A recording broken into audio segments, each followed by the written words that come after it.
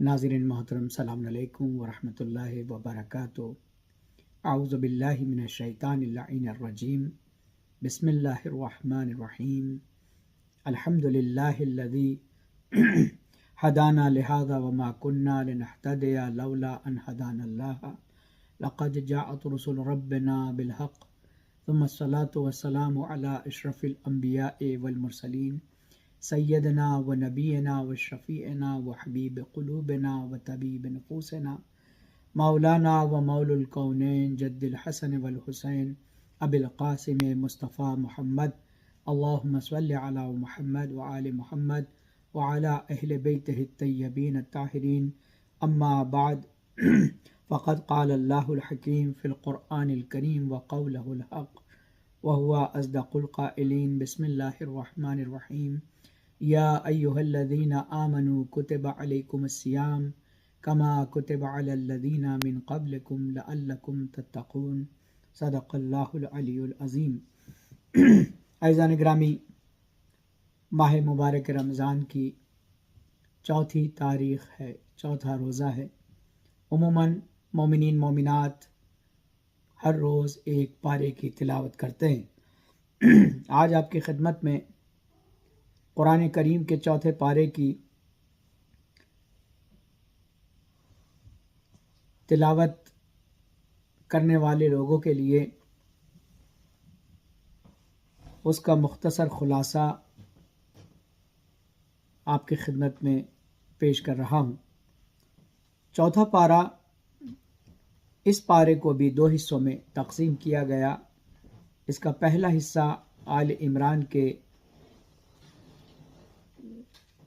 آخری مراحل کی آیات کو بیان کرتا ہے، اور دوسرا حصہ سورہ نساء کی ابتدائی آیات کو بیان کرتا ہے۔ سورہ آل عمران کے بقیہ حصے میں 5 موضوعات کو جگہ دی گئی ہے جن پر گفتگو اس پارے میں ہوئی ہے۔ پہلا، خانہ کعبہ کے فضائل بیان کیے گئے ہیں۔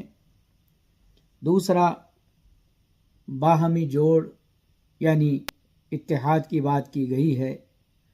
وَاعْتَصِمُوا بِحَبْلِ اللَّهِ جَمِيعًا وَلَا تَفَرَّقُوا، کہ اللہ کی رسی کو مضبوطی سے تھام لو۔ آپ جانتے ہیں کہ اللہ نے یہ مثال رسی کی دی ہے، زنجیر کی نہیں دی۔ زنجیر بھی ایک سلسلہ ہے اور رسی بھی ایک سلسلہ اور وسیلہ ہے، لیکن زنجیر میں ایک کڑی دوسری کڑی کے بعد ہوتی ہے، لیکن رسی میں جب تک 2 بٹ آپس میں ایک ساتھ نہ چلیں اس کو رسی نہیں کہتے۔ لہٰذا 2 باہمی چیزوں کا جوڑ جب ہوتا ہے تو اسی کو رسی۔ لہٰذا جب رسول اللہ سے پوچھا گیا کہ یہ اللہ کی رسی کیا ہو سکتی ہے تو آپ نے فرمایا انی تارکم فیکم الثقلین کتاب اللہ و اطرتی اہل بیتی، کہ میں تمہارے درمیان 2 گراں قدر چیزیں چھوڑے جا رہا ہوں، ایک اللہ کی کتاب ہے اور دوسرے میرے اہل بیت ہیں۔ یہ دونوں آپس میں مل کر ہی چلیں گے، لہٰذا اللہ کی رسی کو مضبوطی سے تھامنا ہے تو قرآن اور اہل بیت کو تھامنا ہوگا۔ تیسرا موضوع امر بالمعروف اور نہی عن المنکر کے عنوانات کو جگہ دی گئی ہے، اور چوتھا اسلام کی 3 اہم غزوات کو 3 اہم جنگوں کا بیان کیا ہے۔ اس کے علاوہ کامیابی کے 4 اصولوں کو بیان کیا گیا ہے۔ سب سے پہلا خانہ کعبہ کے فضائل کہ یہ سب سے پہلے عبادت گاہ ہے اور سب سے پہلی عبادت گاہ ہے، اور اس میں واضح نشانیاں ہیں، جیسے مقام ابراہیم جو حرم میں داخل ہو جائے اسے امن حاصل ہو جاتا ہے۔ دوسرا، باہمی جوڑ جو آپ کی خدمت میں وَاعْتَصِمُوا بِحَبْلِ اللَّهِ جَمِيعًا کے طور پر آپ کی خدمت میں عرض کیا۔ تیسرا، امر بالمعروف یہ بہترین امت ہے کہ لوگوں کو نفع رسانی کے لیے نکالی گئی ہے۔ یہ امت کے لیے بہترین طریقہ اور وسیلہ ہے کہ اس کے ذریعے سے آپ اپنی کمیونٹی، اپنی امت کو برے کاموں سے روک سکتے ہیں، اچھے کاموں کی طرف ترغیب دلا سکتے ہیں، اور برائی سے روکنے والا یہ عمل ایمان کو مضبوط کرتا ہے۔ چوتھا موضوع کہ جس میں غزوہ بدر کے سلسلے میں بیان کیا گیا ہے، دوسرا غزوہ احد کے بارے میں، اور تیسرا غزوہ حمراء الاسد کے بارے میں بیان ہوا ہے۔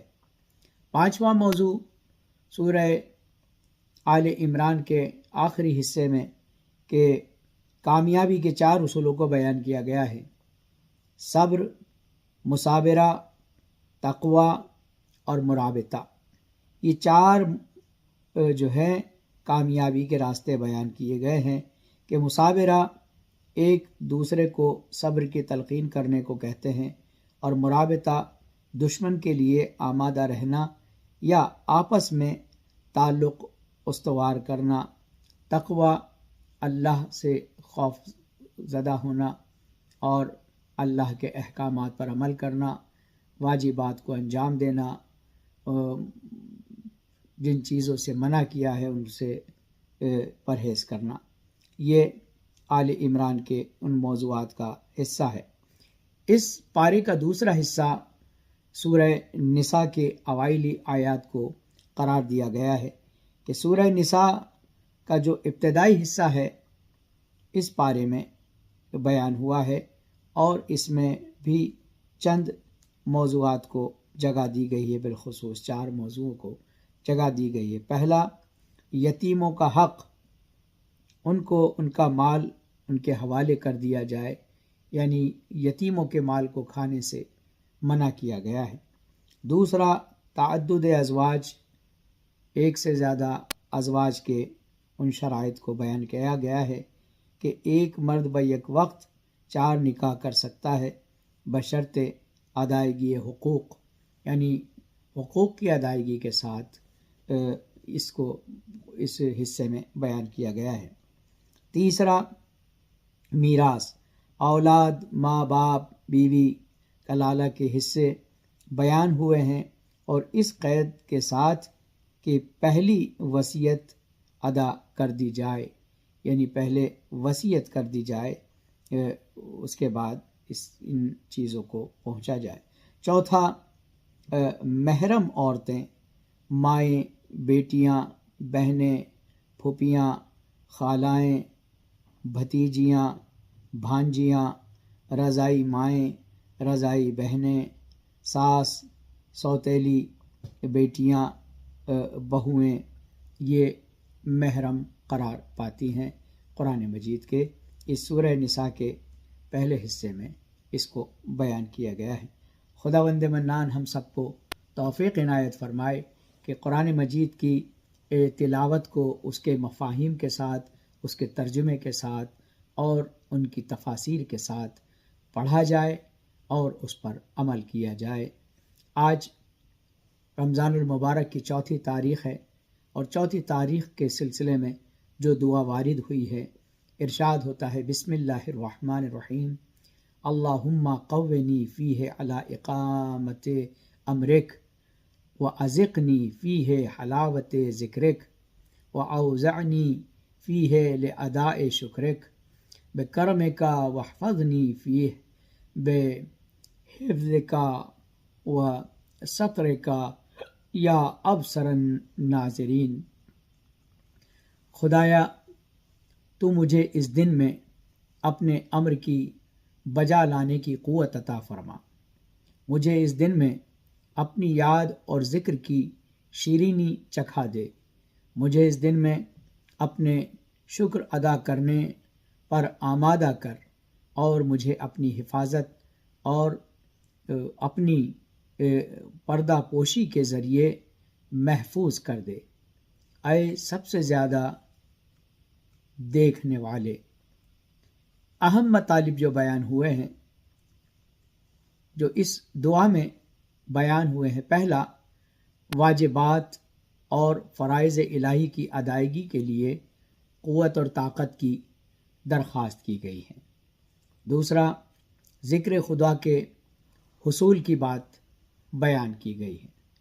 تیسرا موضوع، ادائے شکر خدا کے لیے توفیق و آمادگی کی، یعنی توفیق و آمادگی کی، یہ جو ہے کہ اللہ سے کی دی ہوئی نعمتوں کا شکر ادا کرے، اللہ کی دی ہوئی توفیقات کا شکر ادا کرے، اس کے سلسلے کو بیان کیا ہے۔ ہر خطا اور مصیبت سے اپنی حفاظت کی بات بیان ہوئی ہے۔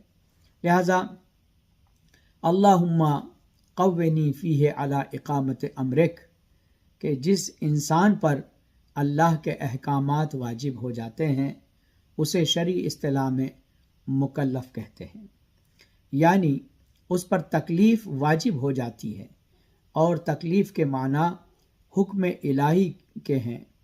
شرائط تکلیف 3 ہوتی ہیں: بالغ ہونا، عاقل ہونا اور قدرت مند ہونا، قدرت اس کے پر ہونا، اس کام کو انجام دینے کی طاقت اس میں ہونا۔ جب تک لڑکا یا لڑکی بالغ نہیں ہو جاتے ان پر شرعی احکامات پر عمل کرنا واجب نہیں ہوتا۔ بلوغ کے بعد دوسری شرط عقل ہے، یعنی وہ دیوانہ نہ ہو، صاحب عقل ہو، چونکہ دیوانے پر کوئی چیز واجب نہیں ہے۔ اور تیسری شرط قدرت ہے، یعنی انسان عمل کے انجام دینے پر قدرت رکھتا ہو۔ لہٰذا اگر کوئی شخص ماہ مبارک رمضان میں بیمار ہو تو اس پر روزہ رکھنا واجب نہیں ہوتا ہے، چونکہ اس میں روزہ رکھنے کی طاقت نہیں ہوتی، مگر جب وہ شفا پا جاتا ہے اور اس میں طاقت لوٹ آتی ہے تو اس پر روزے کی قضا واجب ہوتی ہے۔ یعنی تمام احکام شرعی کے انجام دینے کے لیے یہ 3 عام شرطیں ہیں، اور ان کے علاوہ ہر حکم کے بجا لانے کے لیے اس کے اپنے مخصوص شرائط جو ہیں، جیسے نماز کے لیے طہارت کا ہونا، حج کے لیے استطاعت کا ہونا، جہاد کے لیے امام وقت کی اجازت کا ہونا۔ مگر آج کی اس دعا میں احکام اور اوامر الہی کی بجا آوری کے لیے خداوند کریم سے جس قوت اور طاقت کی درخواست کی جا رہی ہے، شاید اس قوت و طاقت کے علاوہ بھی ہے کہ جس کا تعلق شرائط تکلیف سے ہے۔ بسا اوقات انسان سستی اور کاہلی کی بنا پر یا نفسانی خواہشات کے غلبے کی بنا پر دستورات الہی پر عمل کرنے میں کوتاہی برتتا ہے۔ صبح کی اذان سن کر بھی بستر چھوڑنے سے کتراتا ہے۔ اس کی یہ کوتاہی قدرت کو نہ ہونے کی بنا پر نہیں ہے، بلکہ جہل اور سستی یا شیطانی وسوسوں کی بنیاد پر ہے۔ دعائے کمیل میں مولائے کائنات حضرت امیر المومنین علی بن ابی طالب علیہ السلام فرماتے ہیں: یا رب قو علی خدمتک جوارحی وجدد علی العظیمت و جوانحی۔ پروردگار، میرے اعضاء و جوارح کو اپنی خدمت یعنی عبادت کے لیے قوی اور مضبوط کر دے، اور اس ارادے کے لیے میرے قلب کو توانا کر دے۔ دعا کے اس جملے میں خدمت سے مراد عبادت ہے، اور اس عبادت کا فائدہ بھی خود بندے کے لیے ہی بیان ہوا ہے۔ عبادت الہی کے لیے جس طرح جسم کو قوت کی ضرورت ہے، اسی طرح قلب و روح کو بھی قوت کی ضرورت ہے، چونکہ جسم کی حرکت عبادت کے لیے روح کی قوت پر مبنی ہے، لہذا روح کی بیماری جسم کی بیماری سے زیادہ سخت ہوتی ہے۔ یہ قوت ایک الہی توفیق ہے۔ اس توفیق کے حصول کے لیے بندے پر خود ہی مقدمات کو فراہم کرنا ضروری ہے۔ اگر بندہ خدا کی عبادت کے لیے ایک قدم آگے بڑھاتا ہے تو قدرت اس کی مدد کرتی ہے۔ من تقرب الی شبرا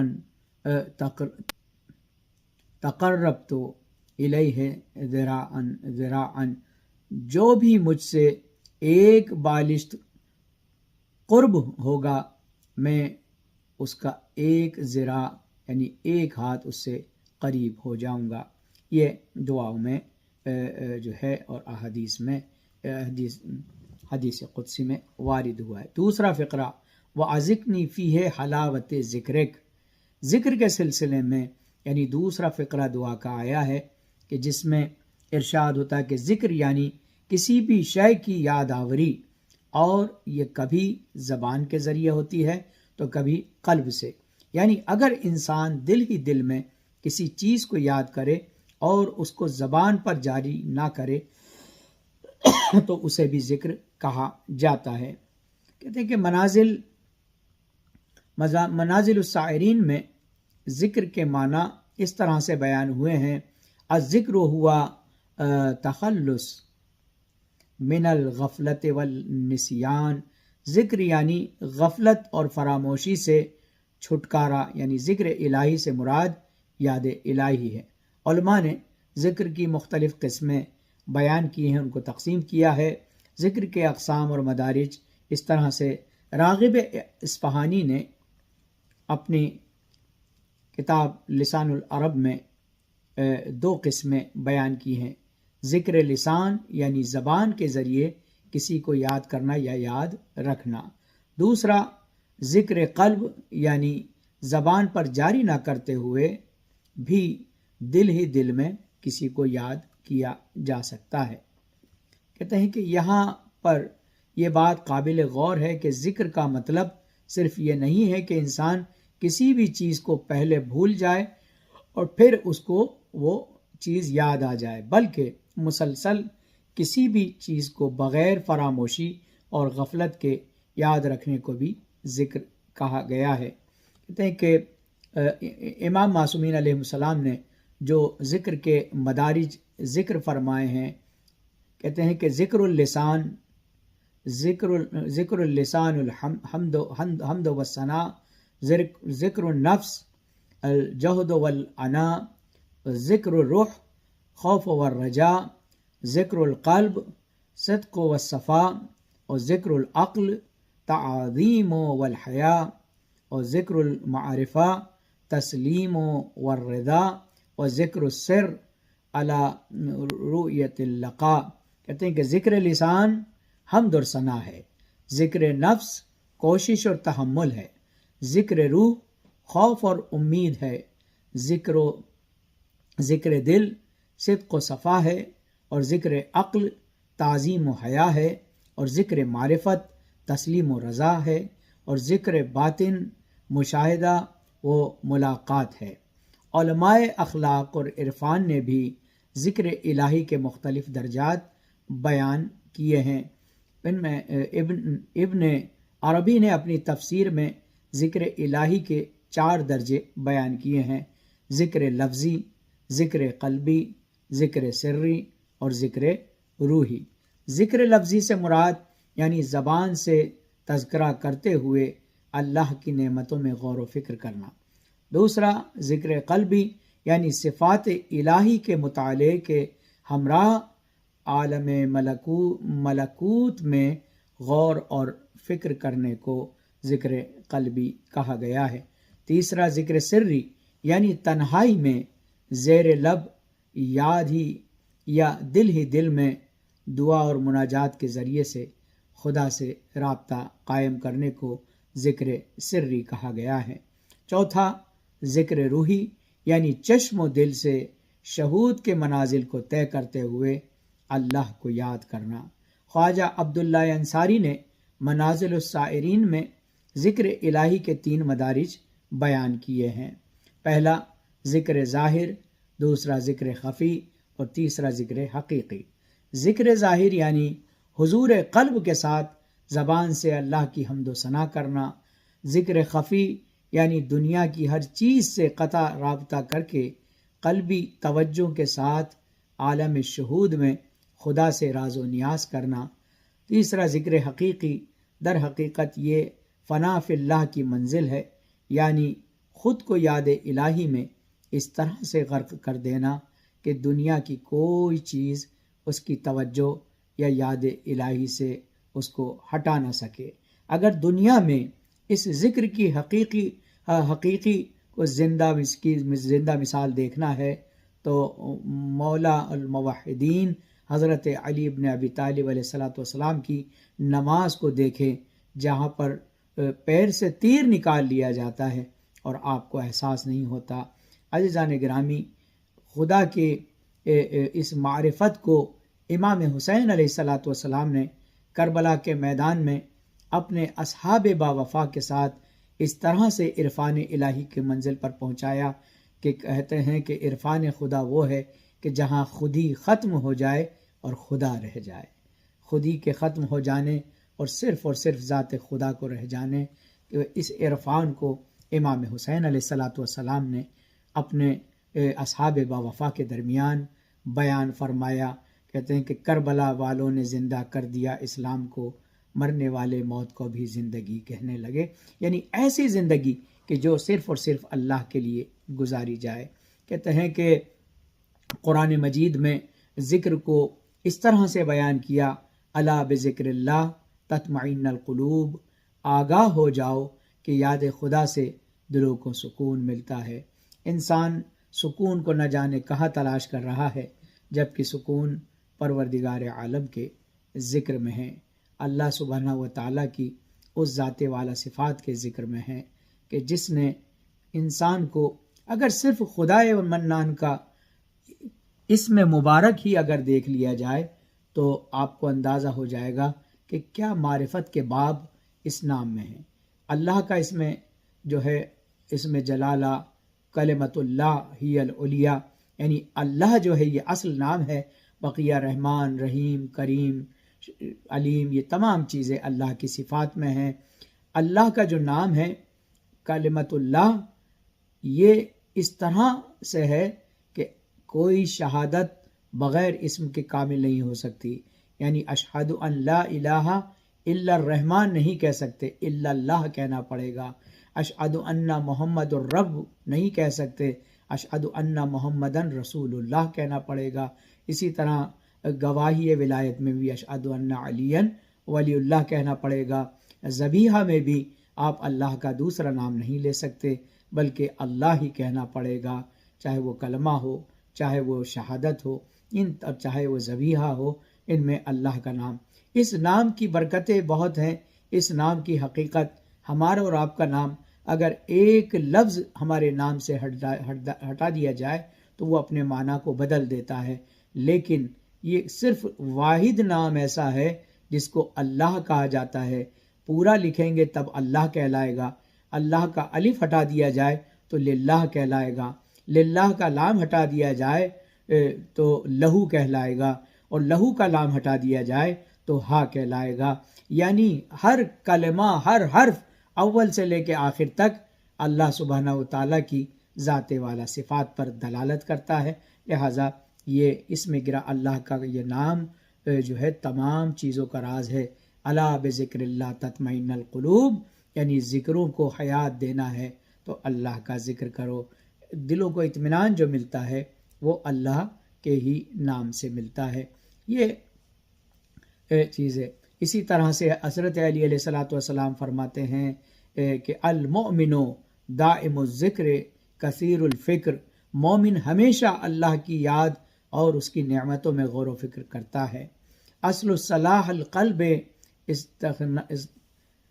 اشتغالہ بذکر اللہ، دل کے صلاح اور پاکیزگی کی جڑ خود کو ذکر خدا میں مشغول رکھنے کا نام ہے۔ الذکر ہدایت العقول و تبصرۃ النفوس، ذکر عقلوں کی ہدایت اور نفوس کی بصیرت کا سبب ہوتا ہے۔ اسی طرح حضرت محمد مصطفیٰ صلی اللہ علیہ وآلہ وسلم فرماتے ہیں ذکر اللہ شفاء القلوب، ذکر خدا دلوں کے لیے شفا ہے۔ یا من اسمہ دوا وہ ذکر ہو شفا۔ مولا کائنات دعائے کمیل میں بھی اس چیز کو فرماتے ہیں۔ ذکر الہی کی شیرینی انسان کی خصوصیتوں میں سے ایک اہم خصوصیت یہ ہے کہ وہ لذت کا طالب ہوتا ہے۔ جس طرح جسم کو لذت کی ضرورت ہوتی ہے، اسی طرح روح کو بھی طلب لذت ہوتی ہے، اور جسم کی لذتیں فوری طور پر محسوس ہو جاتی ہیں، مگر روحانی اور معنوی لذت کے حصول کے لیے وقت درکار ہوتا ہے۔ اس کے لیے خاص شرائط کا لحاظ کرنا ضروری ہوتا ہے۔ معنوی لذتوں کا مادی اور جسمانی لذتوں سے موازنہ نہیں کیا جا سکتا۔ لہٰذا اگر اپنی روح کو انسان بہترین بنائے، اصلاح روح کرے، تو پھر اس کو ذکر خدا میں جو لذت پیدا ہوتی ہے، وہ جو ہے دنیا کی کوئی لذت اس کا مقابلہ نہیں کر سکتی۔ لہٰذا پروردگار عالم کے لیے ہم جو دعائیں کرتے ہیں تو اس میں ہمیں ذکر کے بھی مطالب ملتے ہیں، اس میں ہمیں معرفت الہی بھی جاننے کو ملتی ہے۔ کہتے ہیں کہ مولا کائنات فرماتے ہیں الذکر لذت المحبین، ذکر خدا اس کے سے محبت کرنے والوں کے لیے باعث لذت ہوتا ہے۔ لہذا خداوند منان۔ اس کے بعد چوتھا جو مفہوم ہے شکر کے معنی میں جو ہے بیان ہوا ہے کہ وَأَوْزَعَنِي فِيهِ لِأَدَاءِ شُكْرِكَ بِكَرَمِكَ۔ شکر کے معنی اور مفہوم کیا ہے؟ جب کبھی کسی سے کوئی چیز یا کوئی خیر اور نیکی کسی تک پہنچے تو اس نیکی کرنے والے کی قدردانی کرنا ہی شکر کہلاتا ہے۔ سب سے پہلا یہ کہ کبھی ایک انسان دوسرے انسان کا شکر ادا کرتا ہے، جیسا کہ امام علی رضا علیہ السلام فرماتے ہیں من لم یشکر المنعم من المخلوقین لم یشکر عز وجل، جس نے مخلوقین میں سے نعمت دینے والے مخلوق کا شکر ادا نہیں کیا، گویا اس نے خدا کا شکر بھی ادا نہیں کیا۔ کبھی خود خداوند کریم بھی اپنے نیک بندوں کا ان کے نیک اعمال کی بنا پر شکریہ ادا کرتا ہے، جیسا کہ قرآن میں آیا ہے ان ھذا کان لکم جزاء وکان سعیکم مشکورا، یہ سب تمہاری جزا ہے اور تمہاری سعی قابل قدر ہے۔ یہ آیہ کریمہ اہل بیت کی شان میں نازل ہوئی ہے، بلکہ یہ پورا سورہ انسان اہل بیت ہی کے سے متعلق ہے۔ کتب تفاسیر میں اس کی تفصیل موجود ہے۔ اور کبھی بندہ اپنے معبود کا شکریہ ادا کرتا ہے، اور یہاں شکریہ ادا کرتا ہے خدایا اس دن مجھ کو اپنے کرم کے ذریعے اپنا شکر ادا کرنے کے لیے آمادہ فرما۔ شکر خدا کی تعریف کیا؟ راغب اصفہانی نے لسان العرب میں شکر کی کچھ اس طرح سے تعریف کی ہے الشکر تصور النعمہ و اظہارها، شکریہ یعنی نعمت کا تصور اور اس کا اظہار کرنے کو شکر کہتے ہیں۔ تصور نعمت کا مطلب یہ ہے کہ انسان سب سے پہلے اللہ کی دی ہوئی نعمت کو اس کی نعمت سمجھے۔ حضرت امام جعفر صادق علیہ السلام اس سلسلے میں فرماتے ہیں کہ من انعم اللہ علیہ بنعمت معرفہا بقلبہ، جس کسی کو بھی اللہ اپنی نعمت عطا کرتا ہے تو اسے چاہیے کہ وہ اپنے دل سے اسے پہچانے، یعنی تہ دل سے اس نعمت کی قدردانی کرے۔ خداوند منان تمام مومنین مومنات کی طاعت اور عبادت کو اس مہینے میں قبول فرمائے، اور ہم سب کو توفیق عنایت فرمائے کہ ہم اپنے آپ کو بدلیں، اپنی اصلاح نفس کریں، اپنے امور کی اصلاح کریں، اور اپنے معاشرے میں اصلاح کریں، اور دعا کریں کہ خدا مظلومین کو ظالمین کے شر سے حفاظت محفوظ فرمائے اور ان کو اپنی پناہ دے۔ ہم سے جو کچھ مدد ہو سکتی ہے ان کی مدد کریں، چاہے مال کے ذریعے، چاہے اپنی آواز ملا کر، چاہے ان کی مشکل اور مصیبتوں میں ان کا ساتھ دے کر، اور چاہے اپنے مال سے، اپنے طریقے سے، اپنے سلیقے سے مظلومین کی مدد فرمائے۔ خداوند منان آپ سب کی طاعت اور عبادت کو قبول فرمائے، امام زمانہ کے ظہور میں تعجیل فرمائے، ہم سب کو مزدوران جنت البقیع میں شمار فرمائے۔ والسلام علیکم ورحمۃ اللہ وبرکاتہ۔